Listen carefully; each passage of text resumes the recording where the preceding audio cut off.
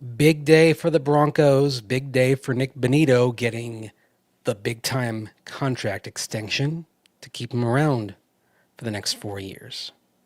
That's 7 contract extensions of key Broncos in the last 14 months. So we'll talk about that, but we'll also look over the horizon to the contract of the man who got him all done, George Paton, because he's in year 5 of his 6-year deal.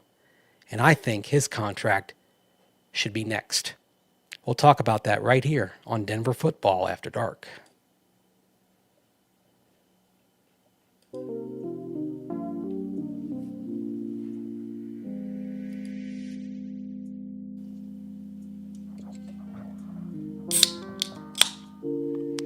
Let's crack that open for the night. Talk a little Broncos football here on a Thursday night. With the NFL season underway, I'm sure a lot of you watched that Eagles-Cowboys game tonight. A couple of touchdowns from old friend Javonte Williams. Happy to see that. I mean, you like to see good things happen to good people, and Javonte Williams is a good guy. So, happy to see him have his moment tonight, early on in the game for the Dallas Cowboys. On what was a very good day back here in Denver for the Broncos, getting Nik Bonitto, getting that contract crossed off the list of things to do. After Zach Allen, after Cortland Sutton, and then after the contracts last year of Quinn Miners, Pat Surtain, Jonathan Cooper, and Garrett Bowles. Good times, good tidings in Broncos country when it comes to the contracts. Some other things not so good. We'll get into that as the show goes on as well, at least in the moment. So, into every life, a little rain must fall. But we'll start with the contracts, and we'll start with Nik Bonitto. Should take the music down and dive into the show. Nik Bonitto, $70 million guaranteed, $26.5 million average per year, can eventually be up to $30 million average per year.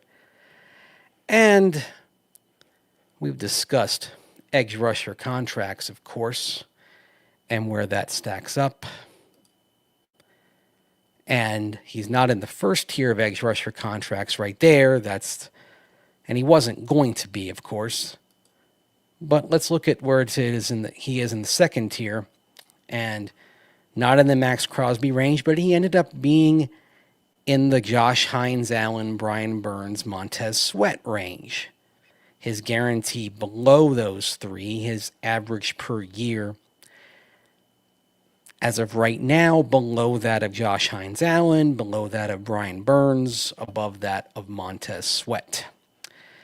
And that's pretty fair in terms of where he stands in terms of his production. Certainly, he could have done the bet on himself thing, but in the end decided to go with what is a fair offer, I would say, based on his production. You take a look at what he's done to this point. And there's his deal, of course, $70 million guaranteed, 26.5 APY, and 23 sacks right now in his career with one season of double-digit sacks. We'll just look at where that stacks up compared to other guys in the contract range. There's Josh Hines Allen of the Jaguars, more guaranteed in the contract he signed last year, a little bit more APY, but you see 23 sacks for Bonito, 45 sacks for Josh Hines Allen, and more double-digit sack years. Certainly he had much more on his ledger when the Jaguars re-signed him. Brian Burns, when he went from the Carolina Panthers to the New York Giants. So the same type of thing. Now, he had one double-digit sack year, but certainly more productive for a longer time. Remember, Nik Bonitto, only a full-time starter for one season, was a part-time starter in his second year, full-time starter in 2024. But of course, he didn't begin the season as a starter. That job was Baron Browning's when the season opened. And going into 2024, the question was whether Baron Browning or Jonathan Cooper was going to get a contract extension. Then Baron Browning got hurt. Nik Bonitto started in place of Browning, flourished, showed he wasn't the liability against the run that he had been. Now, definitely not in Coop's class at setting the edge, but had improved enough. He added some weight, got stronger, got better against the run. And because of that, proved that he could be in there on first and second down, could be in there in the base package. And thus, when Baron Browning came off injured reserve, he'd been pipped. He was out of the lineup. And then the other layer on top of that was Jonah Ellis playing well and Andrea Tillman showing a spark. And then the result was Baron Browning being traded to Arizona because there effectively was no more room for him in the rotation. And the Broncos had made the decision they weren't going to re-sign him. And they were going to extend Jonathan Cooper. I mean, there's a reason why all that came down quickly. I mean, the Broncos gave Coop the extension while they were in Baltimore. Everything got agreed on in the road trip in Baltimore before the game, and then right after the game, they made the trade right before the deadline, and that was it. So everything kind of came together in terms of the decisions being made and finalized. All these things connected. So now you have your edge partnership in Coop and Nik Bonitto for the next few years. But to kind of go back to the contracts there's Nik Bonitto, of course, and I showed you Josh Hines-Allen and Brian Burns, and then the other comparable contract we were talking about was Montez Sweat. He didn't have a 10-sack season at the time he got his contract. He was en route to that, of course. He was traded from Washington to Chicago in the middle of the season that he got his contract, and then he was on his way to a double-digit sack year when he got that deal. So he comes in less in terms of average per year, slightly more in terms of the guarantee. And of course, Nik Bonitto's deal right there ends up falling behind that of Max Crosby. But that's pretty fair. Max Crosby, as John Fox would say, has got more skins on the wall and is fine. Now, something interesting to look at, though, is sack rate for these guys. So let's talk about career sack rate. Now, y'all will recall Nik Bonitto, as a rookie, didn't play all that much. So that's why you look at him as a rookie and see 23 sacks in his career at the time that he signs his new contract. And that's much less than Josh Hines-Allen. You see right there, 45 sacks. Brian Burns, 46 sacks, although he's further along in his career. But if you go to sack rate, which is done on a per pass rush snap basis, and I got the number of pass rush snaps from Pro Football Focus. We can debate the validity of their grades. I'm a little cool on their grades because they can be subjective, but I like their raw data that they keep. So I went by the PFF stats on pass rush snaps to get some of these numbers here. So if we go by sack rate, and we look, these are what these players accumulated prior to signing their current contract. Okay? And you see right there, of these players, Nik Bonitto has the best sack rate 1 sack every 37.8 pass rush snaps. All of the others that we mentioned in terms of comparable contract tracks that are in that second tier behind TJ Watt, Myles Garrett, Micah Parsons, and Nick Bosa, all these other guys, they're in the 1 sack every 40 plus pass rush snaps, which, hey, these are all very good. I mean, these are terrific pass rushers we're talking about in Sweat, Burns, Hines Allen, and Crosby. I mean, these are players you want. You can build your pass rush around any of these guys and be pretty happy. But look at Nik Bonitto right there. 1 sack every 37.8 snaps for his career. That includes his rookie season. A rookie season when he was still finding his way and not playing very much. If you take the last 2 seasons before signing the current contract, it's even better. Nik Bonitto with 1 sack every 31.7 pass rush snaps. All the others in the 2 years before signing their current contract, you see Josh Hines Allen, 1 sack every 40.6 pass rush snaps. Brian Burns, 1 sack every 44.1 pass rush snaps. Montez Sweat, 1 sack every 47.4 pass rush snaps. And Max Crosby, 1 sack every 50.9 pass rush snaps. Now, of course, pass rushing isn't everything. There's the run defense element of it as well. And Nik Bonitto will be the first to tell you he wants to get better at that, to continue his improvement in that area this year. He's always looking to get better. But, pass rush, that's the premium thing. And the Broncos might have gotten a steal if Nik Bonitto continues to be this sort of pass rusher. This contract may well be a bargain because we see how efficient he is at making havoc for a quarterback. It's a similar story in terms of pressure rate as well. As I dove into that, those numbers as well, because with pressure rate, and this includes hurries, hits, and sacks, all told, Nik Bonitto, for his career, you're talking about 1 pressure every 7.07 snaps. In the last 2 years, you're talking about 1 pressure every 6.56 pass rush snaps.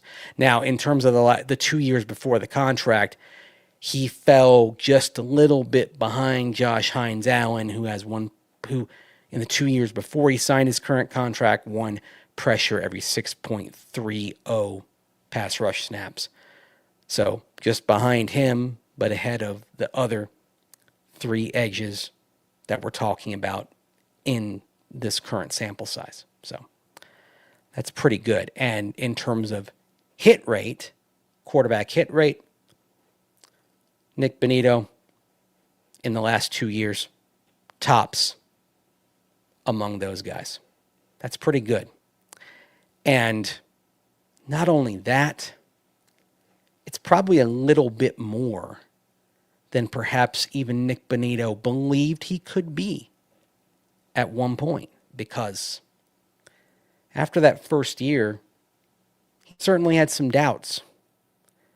And as he reflected during his press conference on Thursday, he talked about people who helped him. He mentioned players who used to be with the Broncos who aren't with the team anymore. He mentioned, for example, Randy Gregory, Bradley Chubb, Justin Simmons.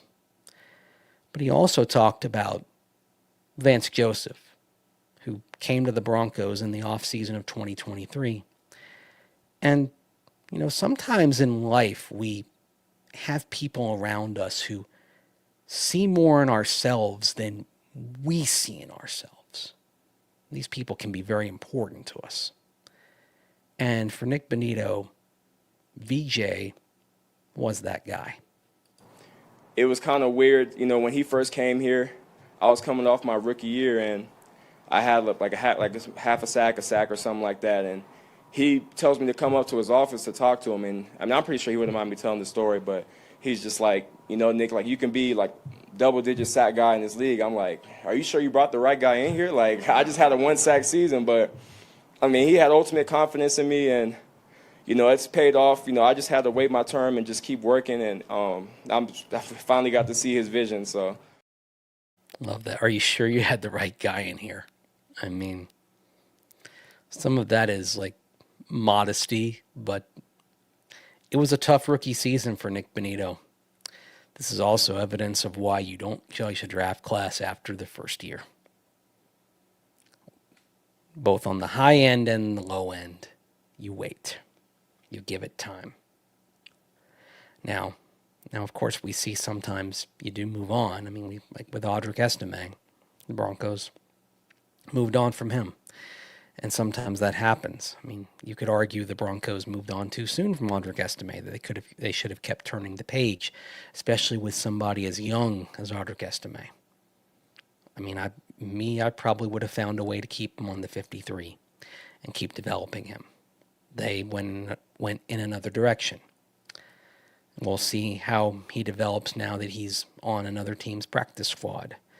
And in Philadelphia will turn the pages with him.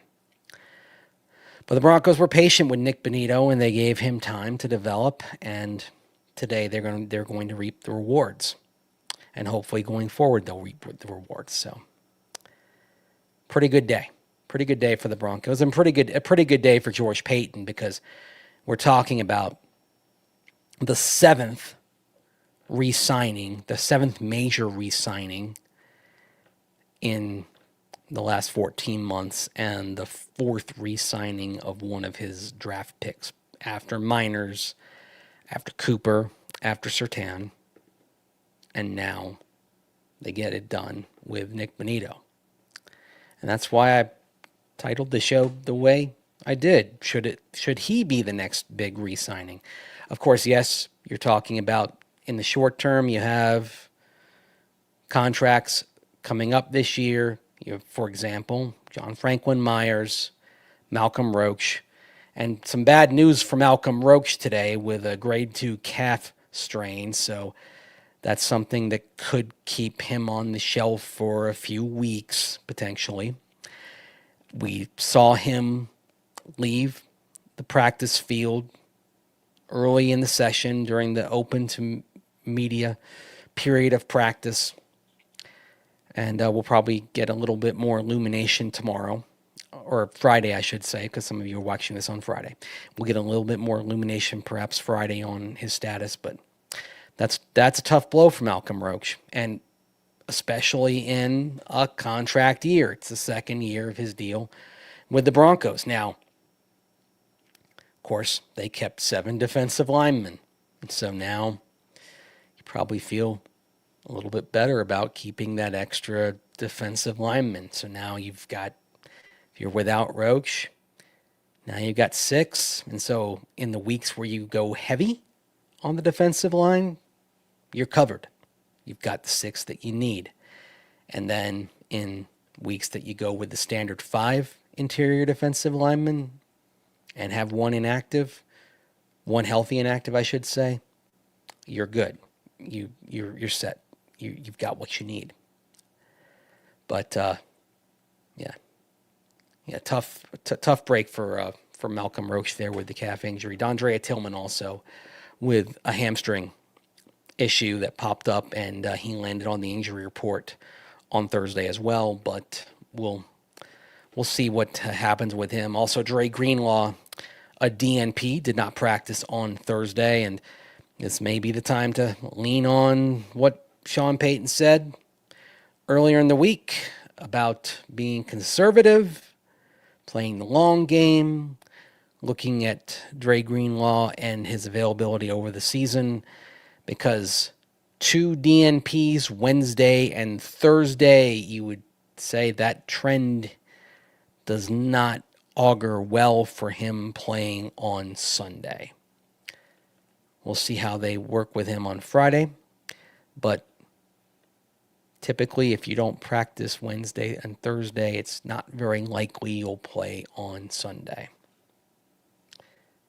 Stranger things have happened, but we'll see what his status is on Friday.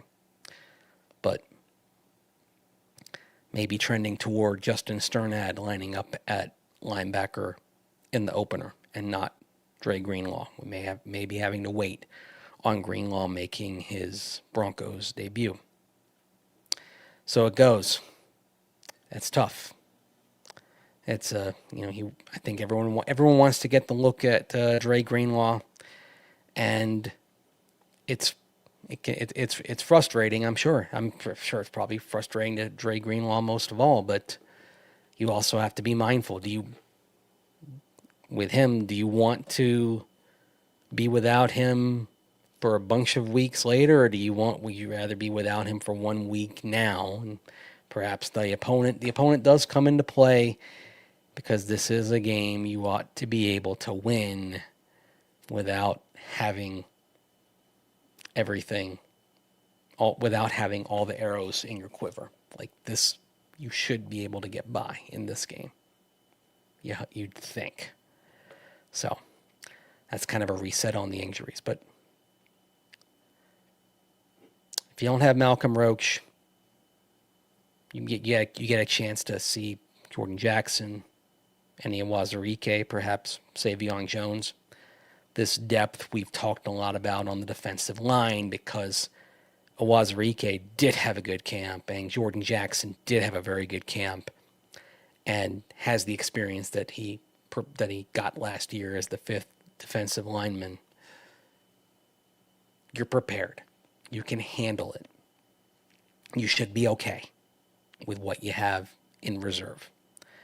So, but it's tough if you're without Malcolm Roach, because he did evolve very nicely as a pass rusher. Remember, when he came into the Broncos in 2024, the attribute was, this is one of the better run stuffers in the NFL in terms of on a per snap basis, one of the more effective run stuffers. What the Broncos learned is that Malcolm Roach has some pass rush ability as well. And they also learned that he's a person, he has something as a personality. He brought energy not only to the defensive line room, but to the entire defense, brought some personality, was vocal leader, and always put everybody in a good mood as well. That's something you need from players in the locker room. So on that, Malcolm Roach would be missed for however long he's going to be sidelined. So anyway, Denver football after dark here on this Thursday night into Friday morning now. 4 to 6 weeks. Yeah, that is the word based on the degree of the calf strain potentially, that you are looking at weeks. John Fox used to describe injuries as day to day and week to week. If the calf strain is what it appears to be, it would be more of a week to week type thing potentially. So that would be rough. But if you look at some positions and say, okay, where do you have the depth to survive without a player? Defensive line would be a position where you say the depth exists to where you're okay. Inside linebacker, if you have to go without Dre Greenlaw, well, you have somebody who did start last year in Justin Sternad who can come in. But that being said, you're without Dre Greenlaw potentially, and you're also without Drew Sanders, who's on injured reserve. And I think you were counting on Drew Sanders, hopefully, to be that guy filling in based on how he grew not only last year, but was growing in the offseason. He got a lot of first-team reps, of course, with Greenlaw and Singleton still working their way back from injuries, and Greenlaw having the quad strain in the offseason. And Sanders was looking pretty good. So I think the hope was that Sanders would be the first man in as the backup inside linebacker. I think that was what most people were hoping for. But it'll have to be Sternad for now. You know who and what Sternad is. And he's a good special teamer, but the thing we also know is there are reasons why the Broncos looked to bring in Dre Greenlaw. I mean, if they were satisfied with Sternad and his work filling in at linebacker last year, they would have signed him to a contract to make him the starter this year alongside Alex Singleton. But they chose to bring in Greenlaw and chose to bring Sternad back as a special teamer / reserve. So it's not the ideal situation if Greenlaw can't go on Sunday and they have to go with Sternad, but at least he's somebody who knows the defense, knows where he needs to be. And you hope that he would do a bit better having Singleton next to him than Cody Barton, who, of course, is now with Tennessee. So, anyway, victory lap. Back in the shower. Hey. Is there an Evan Mathis plug and play out there at inside linebacker should the injuries linger? I mean, you kind of tried that last year. Remember, it was they brought in Zach Cunningham and they and Quan Alexander. Zach Cunningham, of course, he's with the Detroit Lions right now, and Quan Alexander, he's still available. So Quan's out there right now, and Zach Cunningham isn't. So I mean, I guess if you wanted to bring in Quan Alexander, you could. I'd have to look at the market and see who else is out there still on the market. So yeah, I don't, off the top of my head, Michael, I'd have to take a look. I don't know exactly who's available. I'd have to check into that. So, but I think as we saw last year with Cunningham and Alexander, I mean, those are two guys who were experienced starters, and yet the Broncos ultimately decided that they were better off with the option they had on hand. So there's something to be said for somebody who is here, has been here, and knows the defense, knows where he needs to be. I mean, we've seen with Sternad when he started in 2021, when he started last year, and we saw down the stretch. I mean, you look, for example, against the Colts. I mean, there are reasons why he's not a full-time starter. I mean, this is, this is the way it is in the NFL. Backups typically are backups for a reason. Now, you hope that when they come in, they can hold down the fort for a while. But if you're not talking about somebody who's a rookie and on their way up, they're usually on the second team for a simple reason that they're not of the same quality and proficiency as the starter. This isn't the National Feel Good League. It is what it is. I mean, we got to call it as it is. And it's, I don't mean to hurt any feelings, but it is what it is. So, but again, with Singleton next to him, Cody Barton wasn't quite as stout as Alex Singleton. Barton did his best. I think the thing with Cody, he was brought in to be what you thought was an upgrade in coverage, and sometimes he struggled in coverage. I think that in watching Cody last season, I think that maybe that was the disappointment, was that he struggled a little bit more in coverage than I thought he would based on what we saw of him in the first few years of his career. And that was a reason why the Broncos were pretty willing to let him go, because they could have brought Cody Barton back pretty easily. And they could have given Sternad a contract to make him a starter this year at inside linebacker, but they decided to bring in Dre Greenlaw and pencil him in as the starter. So when you do that, I always say focus on what they do, not what they say. What they did was make moves that said, we're not satisfied with what we had at inside linebacker. We want to in the words of Mike Shanahan, get another guy. That was one of the quote. If I ever write a book about my time covering the NFL and in the NFL, it would be called Get Another Guy.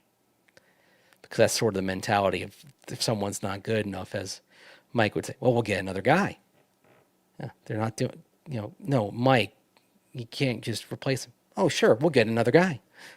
It's just as though it were as simple as walking out to the back to the other guy tree and plucking another guy off the branch. That's the way he seemed to believe it was.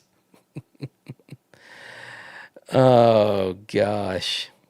Anyway, so appreciate all of y'all in the chat. By the way, I'm gonna get to some of the comments here in a little bit, but sometimes it's just the topics of the day driving the show, driving the conversation. And this was as we've been discussing, I've just kind of gone through it. This was a very meaty day, a very meaty Thursday. Not all of them are this way. Sometimes the meaty day is Wednesday. This week it happened to be Thursday. So, Broncos Sunrise. I'd rather see Greenlaw not play the first 5 games to get him right. Yeah. If you told me he had to miss the first 5 and then would play every game the rest of the way, including postseason, I'd be like, done. I'd take it in a heartbeat. And I'd be okay with that. I mean, I'd be fine. No problem whatsoever. And by the way, I appreciate that Broncos Sunrise. Thank you, and appreciate you watching, and appreciate everyone watching this show and being a part of this. I responded to a comment in the last show. I feel like I don't say this. I don't say this to just with anything false. I think I've got probably the best audience possible, not only on this show but on Orange and Blue Today, because I feel like it's an audience that's engaged, involved, and it's most importantly, I feel like this is an intelligent audience, an audience that really knows the game, but also is intelligent just in life in general as well. So that's appreciated. So love Andrew's meaty days, just like the sandwiches at the stadium. Yep, I think that's a really good thing. Appreciate you, Brad. Literally, I only found your insight 2 years ago. Well, it's never too late. Been never too late to find something. So, thoughts on RJ number 12, and will he be the best number 12 player in Bronco history? So, yeah. So I was having a conversation with Brian Olson of Channel 9. He's the terrific videographer for KUSA. And we were hoping to talk with RJ Harvey.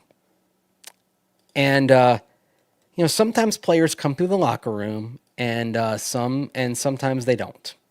So RJ unfortunately did not today, so we didn't get a chance to catch up with him because number 12 is an unusual choice, right? And you're just going to go through some of the names that have worn number 12 over the years for the Broncos. Like last year, the aforementioned Quan Alexander briefly wore number 12, playing 3 games for the Broncos. Before him, Montrell Washington. Before him, Mike Ford. And you might say, who? Yeah, he played 13 games back in 2021, mostly on special teams. And then, of course, Paxton Lynch, more number 12. By the way, the best number 12 in Broncos history, there's no question. Like, it's not even close. The best number 12 is Charlie Johnson. Ring of Famer, the late Charlie Johnson. Sad to say he passed not too long ago. I really like Charlie. I had a chance to interview him, and I'm not sure anybody was prouder of being a Bronco than old number 12 Charlie Johnson. Like, if you talk to him about not just being a Bronco, but being a part of the Ring of Fame and coming back and being a part of Ring of Fame ceremonies and alumni weekend every year. I mean, he had tears in his eyes and got emotional talking about how Pat Bowlen kind of nurtured keeping the alumni involved. He would come up from Las Cruces, New Mexico, because, of course, he was a professor down at New Mexico State University. And he'd come up a lot of years to spend time, and how it meant so much to him that 3-4 decades after his playing days ended, that he still felt this deep connection to the Broncos, and that they still kind of kept, they still kept as a vital part of the Broncos family. And he only played for the Broncos for 4 years. That was the thing. I mean, he spent a lot of his career elsewhere, but he very much, he bled orange and blue until the day he died. And yeah, he's the best number 12. Charlie Johnson, by the way, is the only Bronco to play double-digit games in the regular season wearing jersey number 12, believe it or not.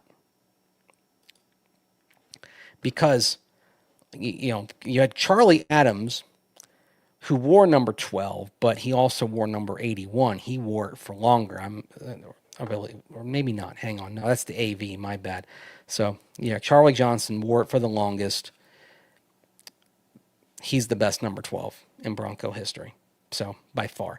Gus Frerotte also wore number 12 as well. Andre Bubba Caldwell wore number 12 for the Broncos.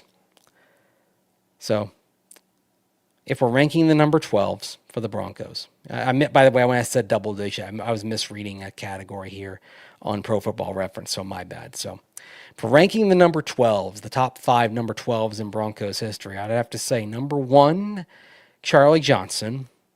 Number 2, given some solid contributions to a Super Bowl team, I'd have to say good old Bubba Caldwell, Andre Caldwell from 2013 to 2015. Number 3, as I look at this list here, I'm gonna go with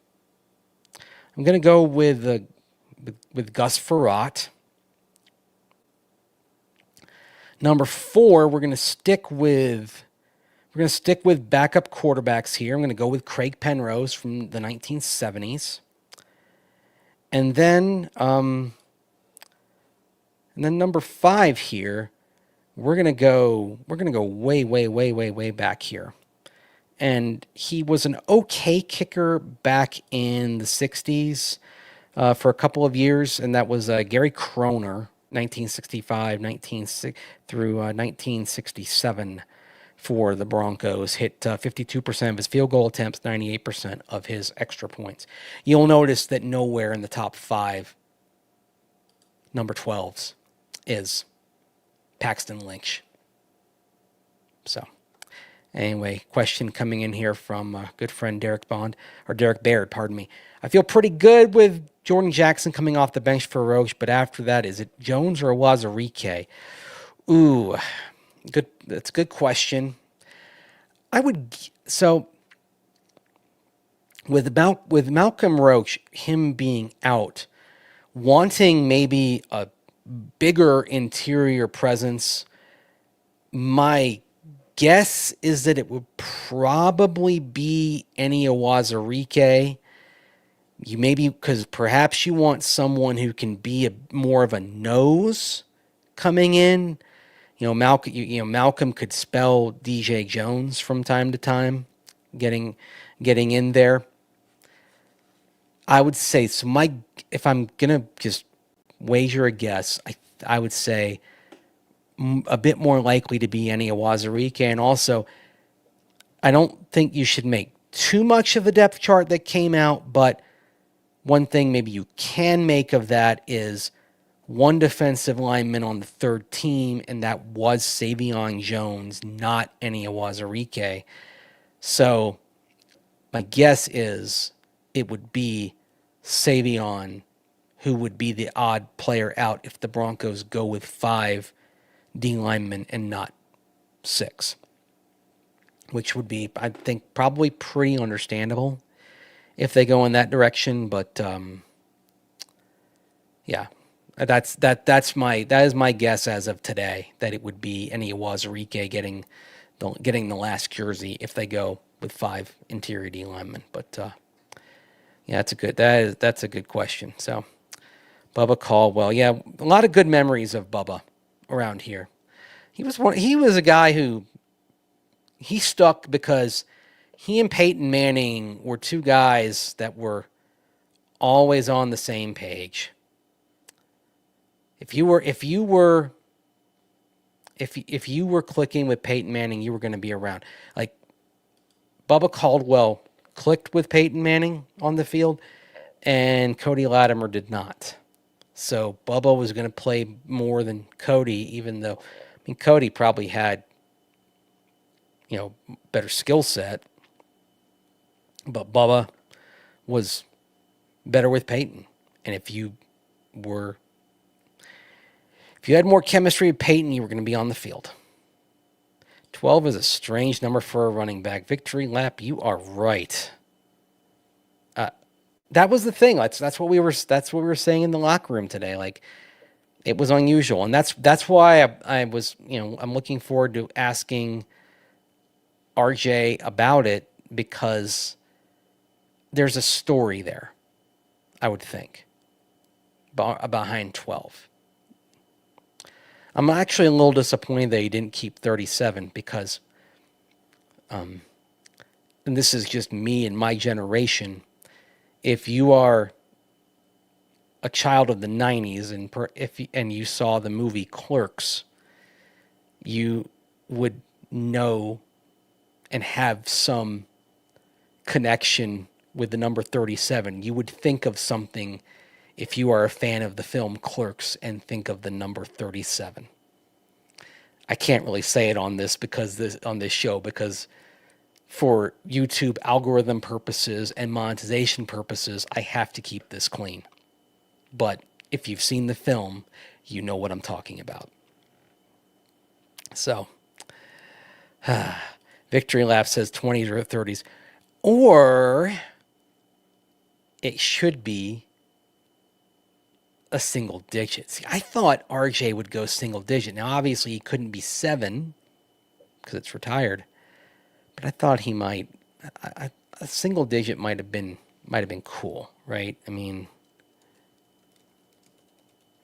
it would have been kind of epic on him to have a single digit. Of course, none was available. 4 was available. My bad. 4 was out there, for the 53 player roster. Now, of course, a practice squad player does have in Sam Ehlinger, but typically 53 guys on the 53 usually have dibs, even if they're a rookie. I think the 53 usually has dibs on a number, but perhaps that wasn't the case here. So anyway, who do you think deserves the next Ring of Fame honor? Asked Michael Davis.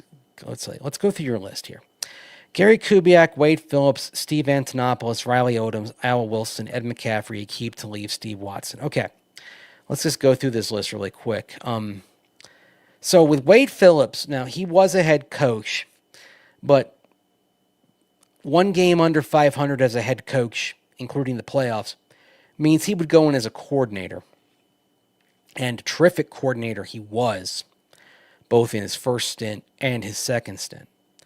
But if he goes in as a coordinator, there's another coordinator who should go in before him, and that's the late Joe Collier, Wade's immediate predecessor as defensive coordinator before he came in 1989. So I would say before Wade Phillips got in, I would put in Joe Collier, the architect of the original Orange Crush. And to me, Joe Collier should be in. Now, Joe, for many years, was on the Ring of Fame selection committee, which is a reason why he probably never got in the Ring of Fame to begin with, because he was helping select. Should have been like the NCAA tournament selection committee, where they tell the person to leave the room. Like last March, North Carolina athletic director Bubba Cunningham had to leave the room when they were discussing the Tar Heels men's basketball team and whether they should be in the tournament. And of course, that was one of the more controversial selections in the field of 68 when they got an at-large team, and then they kind of justified it by going in the play-in game and cleaning the clocks of the San Diego State Aztecs.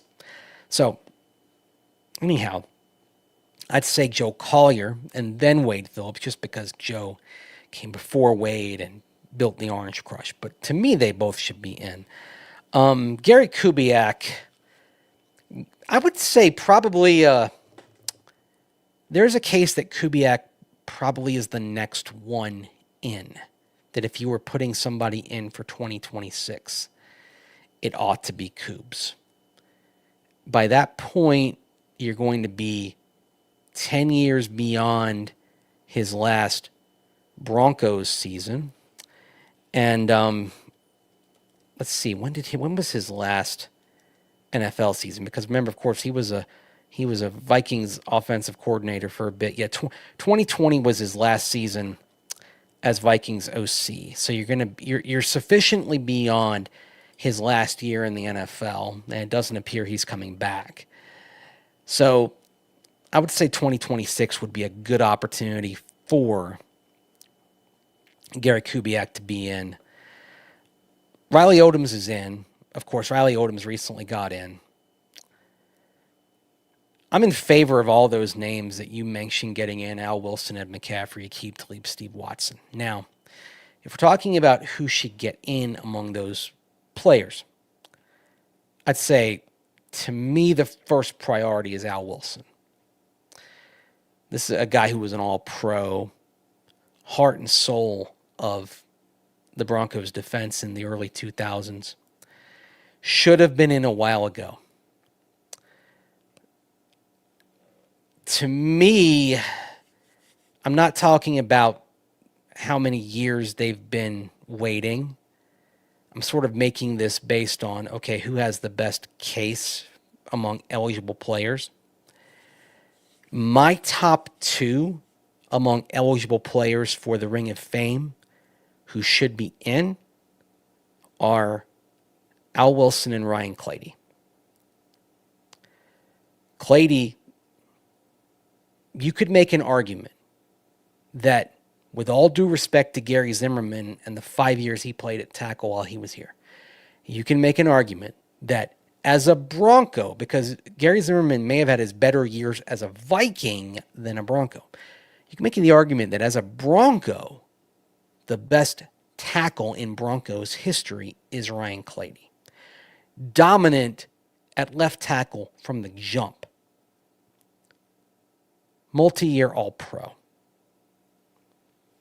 The only reason we that we probably don't talk about him as much is because of the short career span. Now, he was here 8 seasons.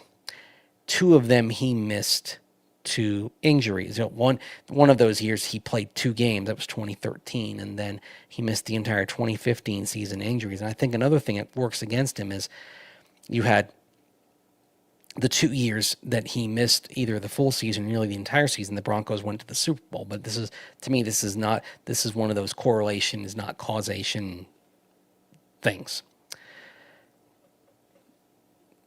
A truly great offensive lineman for the Broncos. So, the top of my list for players who should be in the Ring of Fame are Al Wilson, Ryan Clady. I'd put Trevor Pryce right there as well, as far as a player who should be in the Ring of Fame. Trevor Pryce got in on the end on the back-to-back Super Bowls as well. He was on the he got there in '97 and was a contributor on the '98 team that had the second of those world championships, and then remained a very good contributor. Played at an All-Pro level into the mid 2000s for the Broncos before he was a salary cap casualty. And Steve Antonopoulos, Greek. It just doesn't seem like there's any momentum. If there's not momentum for assistant coaches, I don't think there's momentum for staffers, for a Greek or like a Jim Sacamano, who was the longtime PR director and vice president of the team and all that. Those are the two guys you'd be talking about. So anyway, I could do an entire show on the Ring of Fame. So anyway, will DT get in? Yeah, DT's going in this season. He's going to be going in as part of Alumni Weekend. Yeah, look at that. I'm glad you mentioned that, Michael. 1 holding call, 0 false starts. That's what I mean. He was precise and elite from the word go. The only reason he wasn't a first-team All-Pro as a rookie is that with the offensive line, typically those honors are a year late in coming. Like Quinn Miners should have been an All-Pro in 2023, and he got it in 24. Typically, for offensive linemen, league-wide honors are a year tardy in being bestowed. Except with Quentin Nelson of Indianapolis, because there was so much hype and hoopla about him. If you recall, when he was drafted, it was kind of regarded as a sure thing coming into the league. And there was some thought of the Broncos drafting him at number 5 that year. And one thing that came up was, as highly as he was graded that year, it came down to positional value. Could you really draft an interior offensive lineman number 5? Like, Quentin Nelson's been a terrific player for the Indianapolis Colts. A slam dunk, and he hasn't disappointed. But the positional value argument does come in when you're picking in the top 5. And do you pick an interior offensive lineman that high? So, whereas an edge, a quarterback,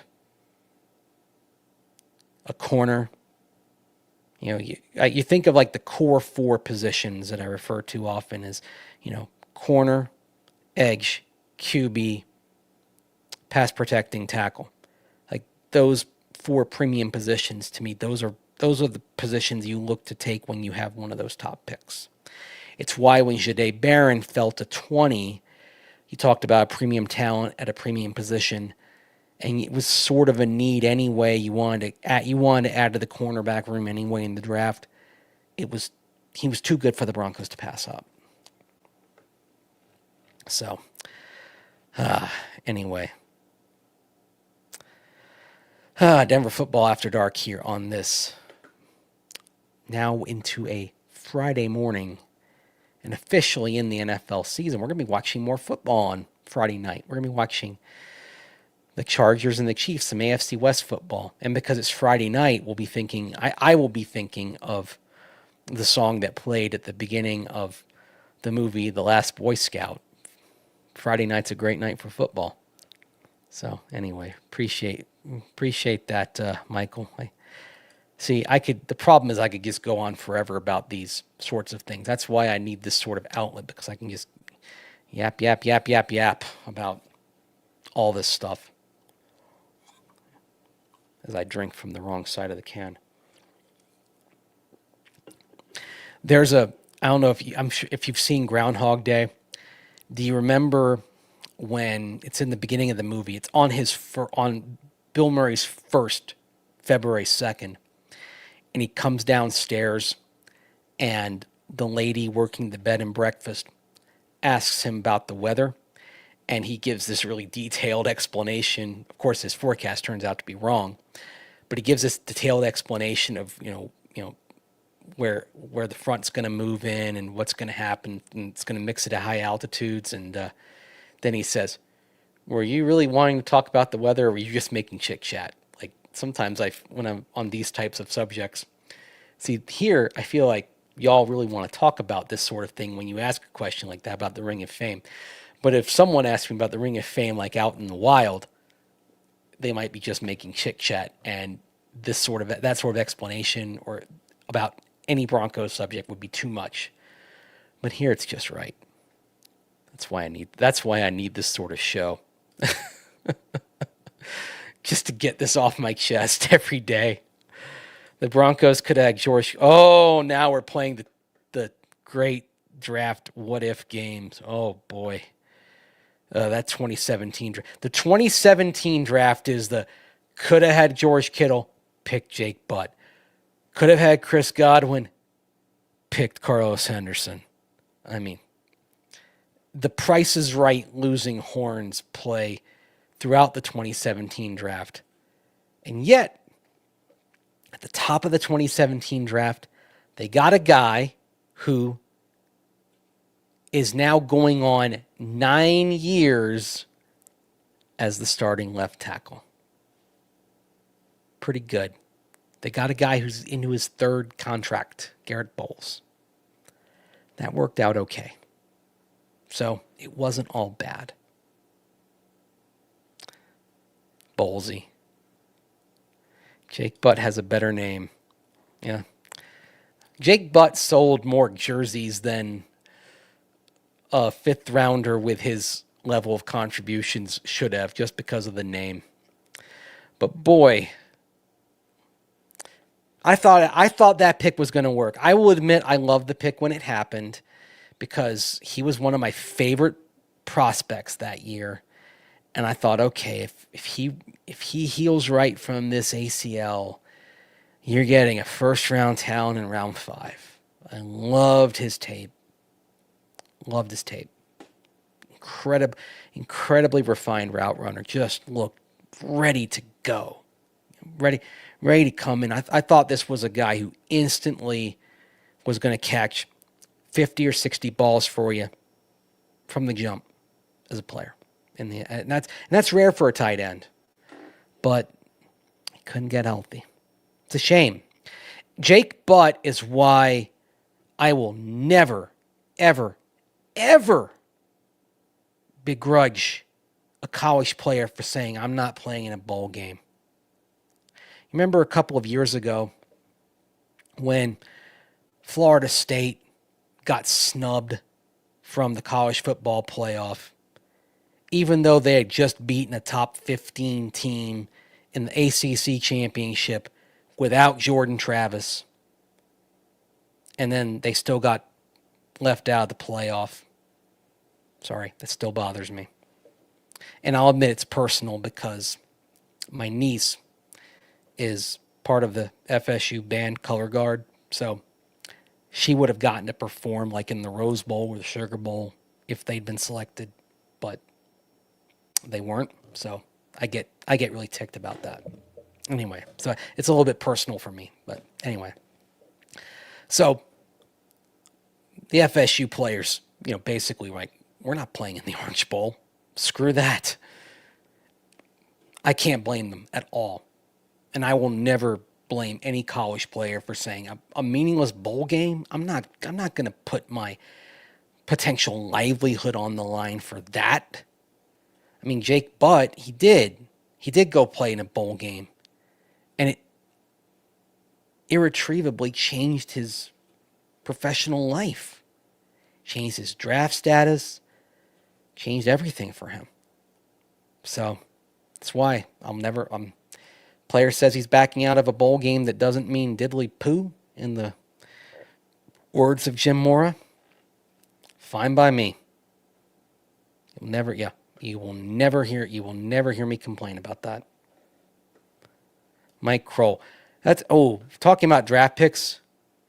Rookie of the year in 91, and again, which is why you don't, good or bad, you don't judge a draft pick after 1 year. Because sometimes you can be great after 1 year and then it fizzles, or sometimes it's not there. Like I mean, Nik Bonitto is an example of somebody who comes on late. Like if we had judged Mike Kroll after 1 year, like brilliant pick, and then it didn't work out. If we judged Nik Bonitto after 1 year, oh, that's a terrible pick. And look what we're talking about today, one of the best pass rushers in football. So, hoping Kroll, Lucas Kroll. I'm glad he made the team though this year. Lucas Kroll is one of the guys I talk about where I say, kind of like Jordan Jackson, they draft Savion Jones. Jordan Jackson and Eni Wazirike, they draft Savion Jones at their position. Like, okay, this guy's coming to take their job. Well, Jordan Jackson and Wazirike fought hard and made themselves stick. Broncos sign Evan Engram. I mean, that might push Lucas Kroll off the roster. Well, Kroll plays his tail off all summer, earns his way back onto the roster. Like, you respect that. You respect the fight that they show. It says, hey, you are not taking my spot. When you're pushed, guys who are pushed into a corner and they fight back and they fight their tail off and they play their tail off every day, they make themselves indispensable. Lucas Kroll passed a big time character test this summer. English sometimes is a second language for me. Happens for everybody. There was the late Gene Siskel of Siskel and Ebert. Like he did a terrific show, but they used to joke that English was a second language for him because he'd stumble over words too. So anyway, if we judge Troy Franklin after 1 year, yep, see, great example. Y'all know, y'all get it. Again, intelligent audience here. Y'all understand. That's why I love doing this. A smart audience understands, and you are a smart audience. Ooh, Derek said met Greek the other day. Cool. Very gracious and answered them all. Yep, that sounds like Greek. He's a gracious guy, and glad to see he's enjoying retirement. Man, he was an institution at Broncos HQ. Things are different though. I mean, that is one thing. Like now, a lot has changed over there the last few years, and some for the better, some for the worse. But it's the way things go. I think there is a healthy respect for history though, in general. Part of the reason why you're seeing the old logo, and you see old players welcome around there. You saw Rod Smith and Jake Plummer around there at practice a few weeks ago. So they're not dwelling on history, but they're not ignoring it either. So it's a good thing here. So Denver football after dark here on this Friday morning as I record this. Good day. Just don't ask Coach about injury. See, yeah. I try to ask questions that I know are going to get answers. So there's a question. I've got a question in mind for Friday that I want to ask, but I want to see. I want to see what kind of mood Sean Payton is in before I ask it, because it's something I can ask next week too. But I just want to see about. I don't want to ask it on a day when he's short and clipped. I want to ask it on a day when he's more expansive, because it's the answer I get is probably going to be one of those answers I hope that I can use for a while. So feels like there's way less media availability now. Well, how shall I say it? I mean, they're mandated to have a certain amount of media availability. One thing that has changed, we used to have locker room availability on Mondays. Now we don't. We get a couple of players on a conference call. That's it. The head coach used to talk on a Thursday as well as on Wednesdays and Fridays. Now Sean Payton doesn't. It's just the coordinators on Thursday. So some things have changed. Basically, with Sean Payton and the Broncos, Sean Payton will do the minimum that is mandated by the league. So, like if the league says, for example, during OTAs, that you have to have one day open a week, and the coach has to talk one day a week, and the players, you have to make two players open available one day a week in OTAs, then that's what they're going to do. That's it. Whereas before Sean Payton, what the Broncos would do during OTAs was they would have, say, 3 practices in a week. One of them would be open. The other 2 practices would not be open, but after those practices, they would bring players in. So we would be over there 3 days a week, and we would get players. So during OTAs and minicamp, we would be over there a total of like 13 days, and we would get 2 or 3 players per day. So you can kind of do the math on that as to how, and we get some players, like some key players, twice in that cycle. But you just do the math, say some days 2 players and a few days 3 players, we would end up getting about 25 to 27 player availabilities over the course of the offseason. This year, the Broncos canceled 1 week of availabilities, and then in 2 weeks, in the 2 weeks of OTAs, they had 2 weeks, 1 day each, and they had 3 days of minicamp. And I think we got in total, in 1 day of minicamp, we didn't get any players. So I think in the end, we only got 7 players.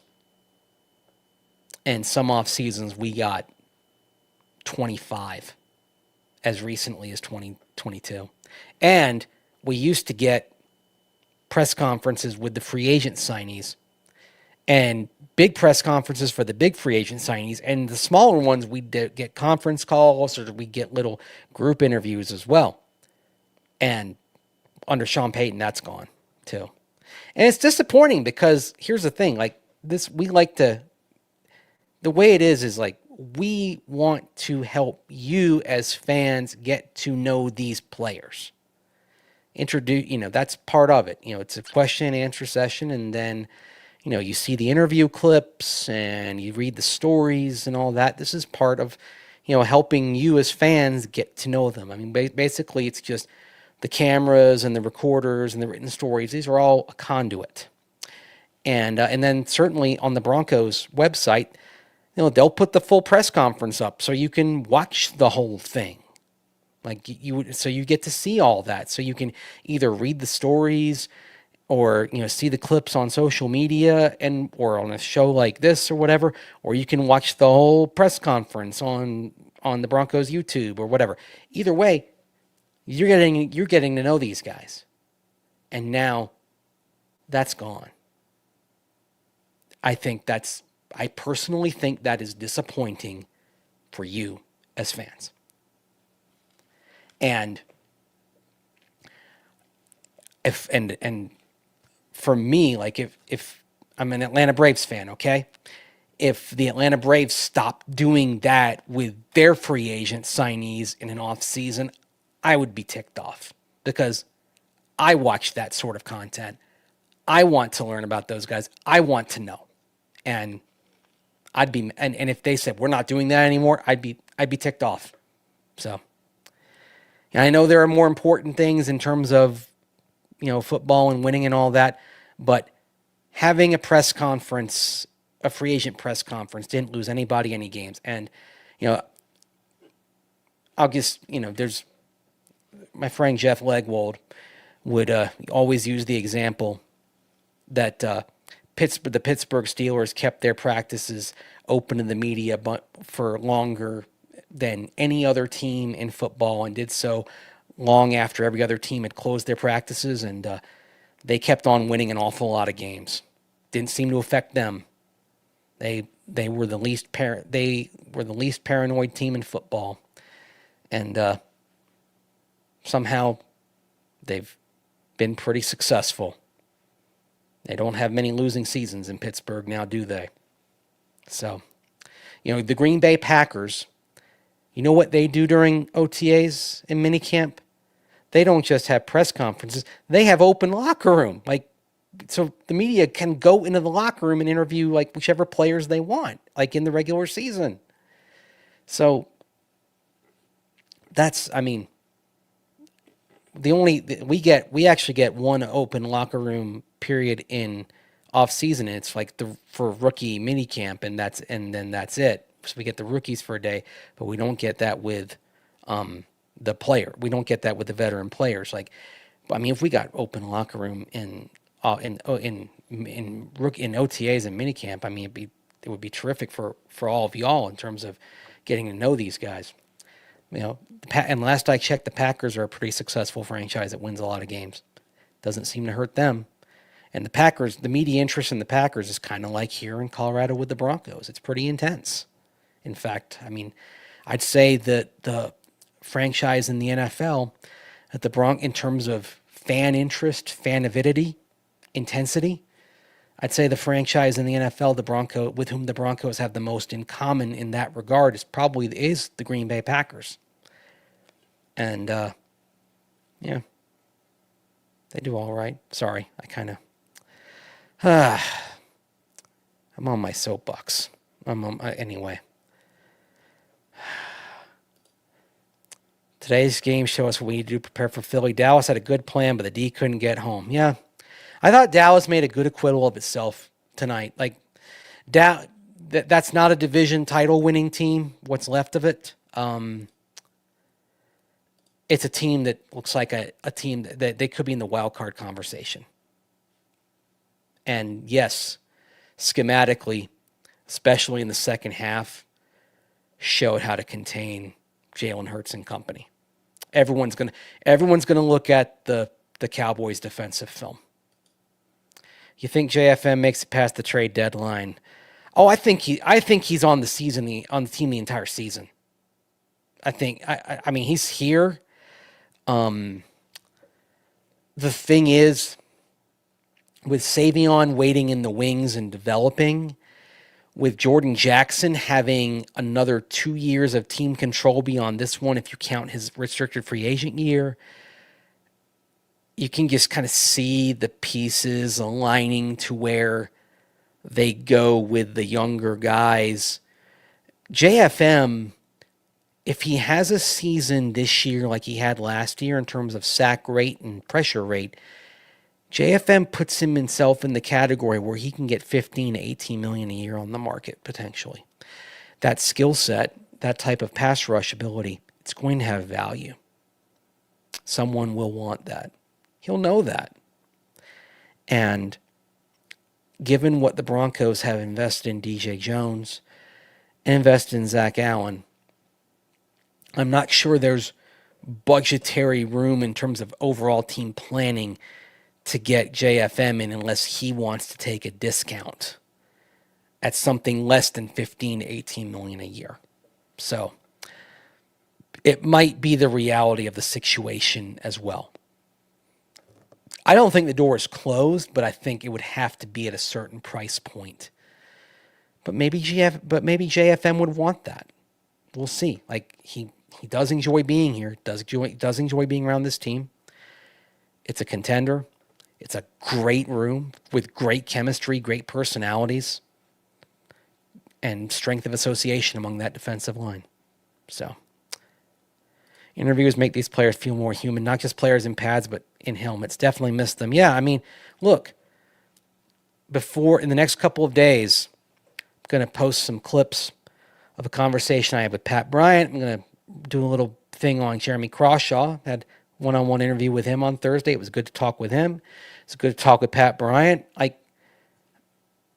enjoy, one of the things I enjoy most is just a few questions, saying hello to guys in the locker room. I'm, just being, Just being cordial. I mean, the thing is, I try to kind of stay out of the way, be polite. You know, it's their space. The locker room is their space, and you respect that.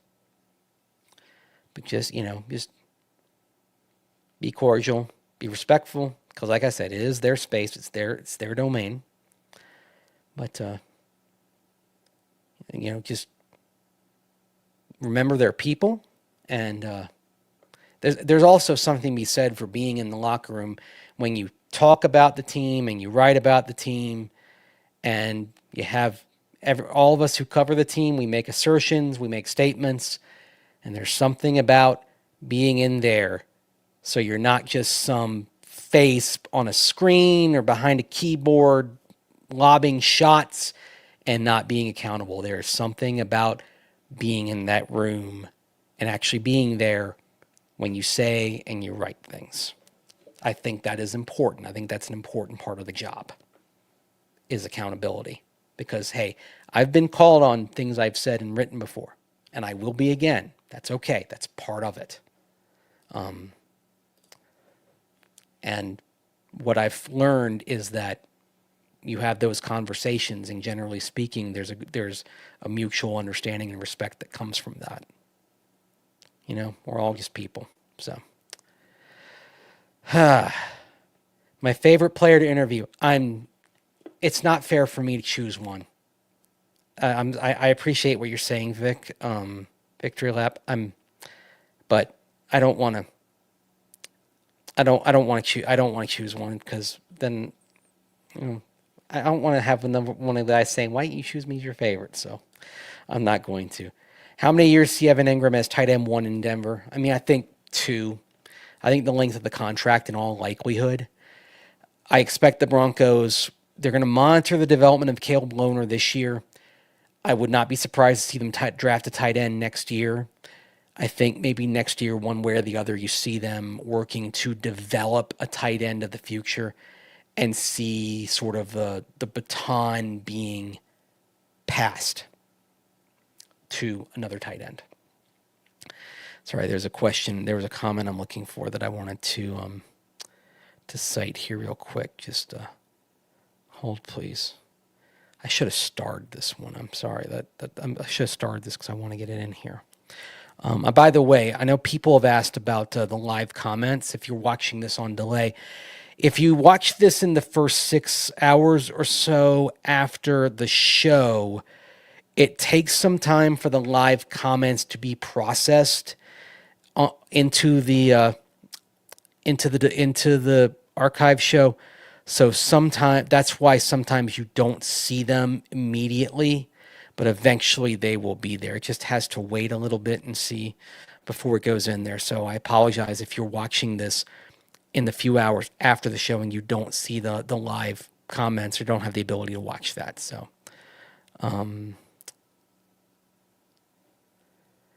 so there we go. Which Broncos coach your favorite to cover? Successful as Shanahan was, vanilla. Coop is vanilla. Sean Payton is definitely entertaining. Yeah, he's entertaining. I mean, John Fox was very vanilla in his quotes, but I enjoyed covering him. I'd say just overall, I enjoyed covering Foxy. Enjoyed covering Kubiak as well. I mean, the thing I liked about Kubes is that even, when he left for Houston, it was always good to catch up with him at the combine. He was one of those guys who didn't forget a face, didn't forget someone who was around him. So, Nik Bonitto, not worried about money because he wants to help the Broncos get back in the playoffs and win a championship. Well, I mean, he's worried about money to a degree. He wanted a fair deal, but yeah, he could have played it out this year, rolled the dice. He could have done the thing of taking out a Lloyd's of London type of insurance policy if he got injured to make sure he still would have, gotten the life-changing money no matter what. Some guys can do that, but I think he got a fair deal. He got the financial security for life, the generational money, And yet he's not going to get the deal that he would have gotten if he'd stacked another 13 sack season. His contract would have gone into Max Crosby territory at least. And now he's not going to approach that.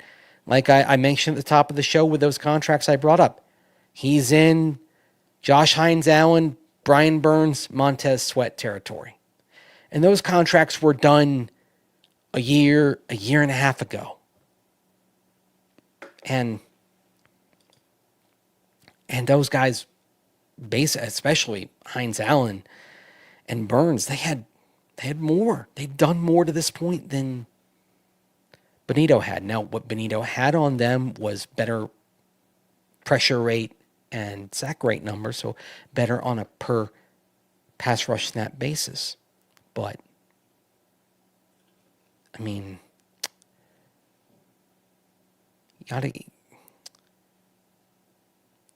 this could be a bargain. This could be a huge bargain for the Broncos.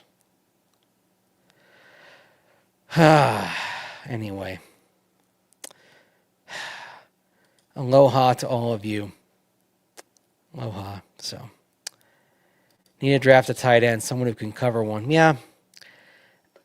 It'll be interesting to see what happens at inside linebacker this offseason. You have Alex Singleton expiring contract. And we'll see. We'll watch Dre Greenlaw with great interest this year once he gets on the field, and see where that goes. And it's been a minute since inside linebacker was addressed with a high draft position. That's one of the positions I really want to start studying as I start getting into the draft here. You'd like to find inside backer who can cover tight ends. There aren't very many of them who can do it well. They're becoming a bit of a unicorn. So we'll see here. What kind of incentive money can Bonito get if he has double-digit sacks? I haven't seen the full breakdown of the contract yet, so I can't answer that just yet. We'll get the full details coming up in the next. Usually, we get the full details in the next few days, so I'll be able to answer that at some point. At some point in the future. So, I appreciate the question. I sound like Sean Payton when he was asked about Drake. I appreciate the question, but I just can't answer that right now. So, anyway. So this is Denver Football After Dark here as we kind of wind it down here for a Thursday night, Friday morning. First game day of the NFL season after the Cowboys and the Eagles. Wrapping up a big day. Just to recap for the Broncos, what happened? Nik Bonitto, $70 million guaranteed, 26.5 average per year on a 4-year contract, signed, sealed, and delivered. Dre Greenlaw did not practice for a second consecutive day, so does not augur well for him playing in week 1. Malcolm Roach left practice, calf strain. Based on the grade that it was, could be weeks rather than days that he's out.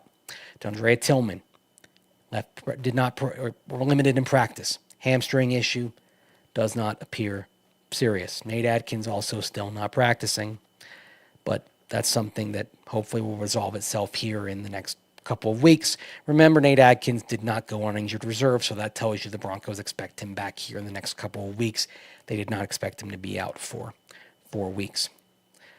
Talked with Jeremy Crawshaw on Thursday. Said he's worked on a couple of things, didn't want to really specify them, but worked on a couple of things to fix the glitches in the games. Says he thinks he's going to be all right on Sunday. As ever, the game will tell the tale, but he was pretty confident, felt like he was in a pretty good place.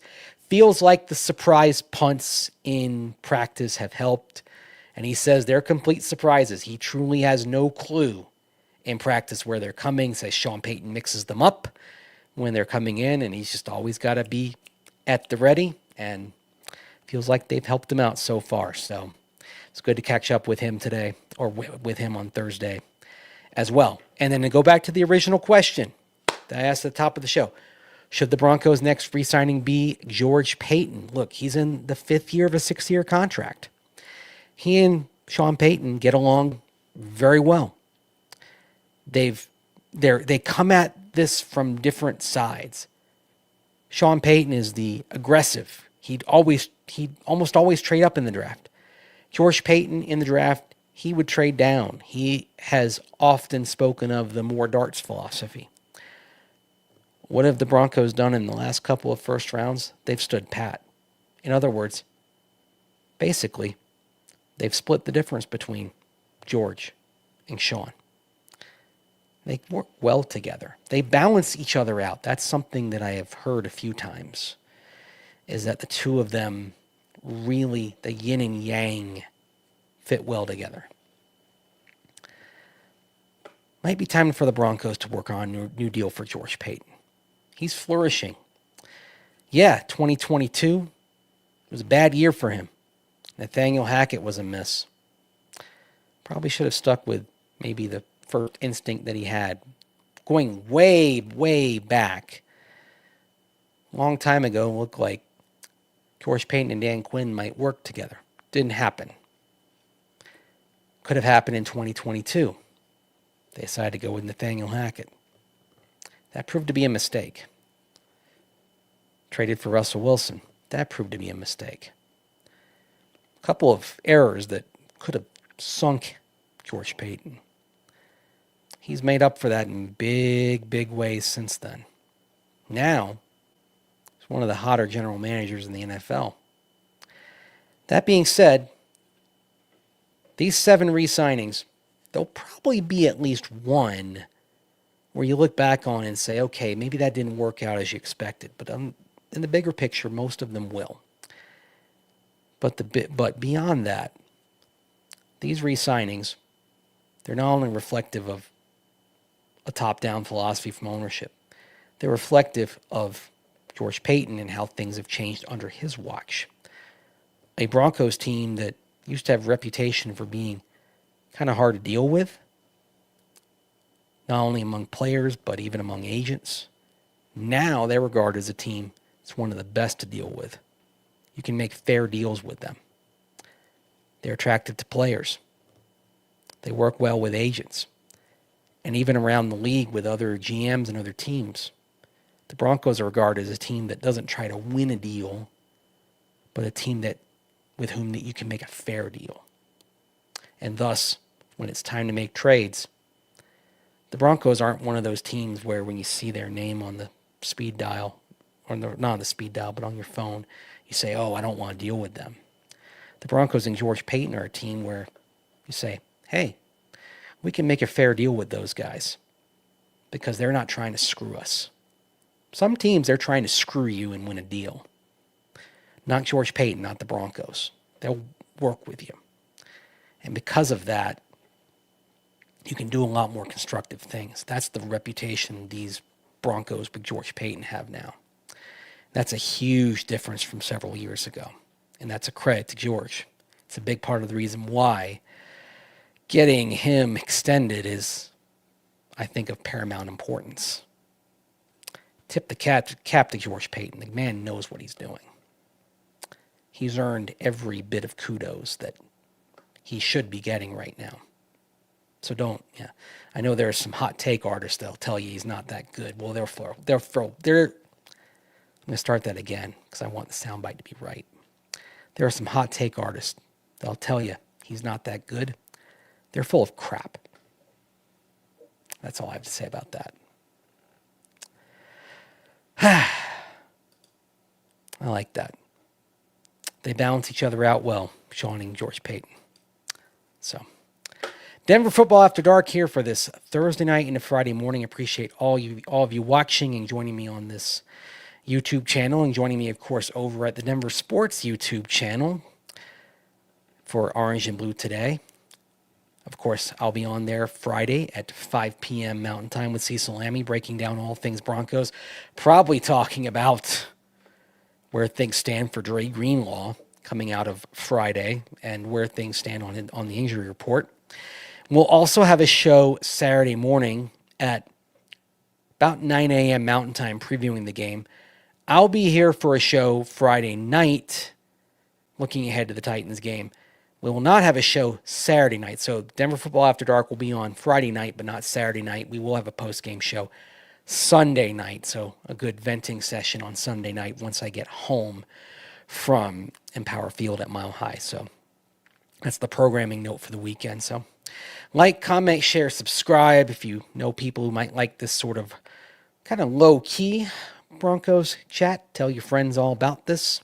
Appreciate all of you being here. Appreciate the comments. Appreciate the kind words as always. And I thank you for joining me on this edition of Denver Football After Dark. Until next time, take care. Thanks for watching, and I'll see you next time. Bye-bye.